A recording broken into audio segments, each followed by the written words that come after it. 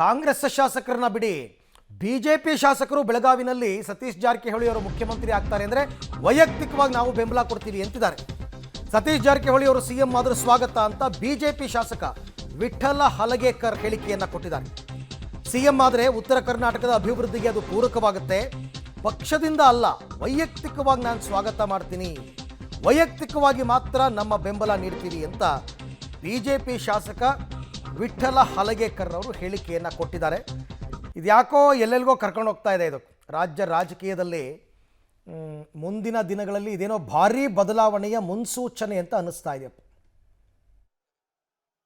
CM ಬದಲಾವಣೆ ಆಗ್ತಾರೆ, ಮುಂದಿನ ಮುಖ್ಯಮಂತ್ರಿ ಸತೀಶ್ ಜಾರಕಿಹೊಳಿ ಆಗ್ತಾರೆ ಅನ್ನೋ ಚರ್ಚೆಗಳು ಅಭಿಯಾನ ಕೂಡ ಸ್ಟಾರ್ಟ್ ಆಗಿರುವಂಥದ್ದು.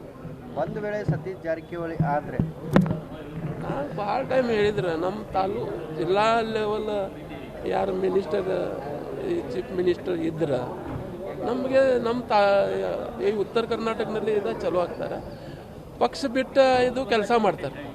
ಅದ ಕಾರಣ ನಮ್ಮ ಸಮೀಪ ಚೀಫ್ ಮಿನಿಸ್ಟರ್ ಆಗಿದ್ರೆ ಭಾಳ ಚಲೋ ಅದ.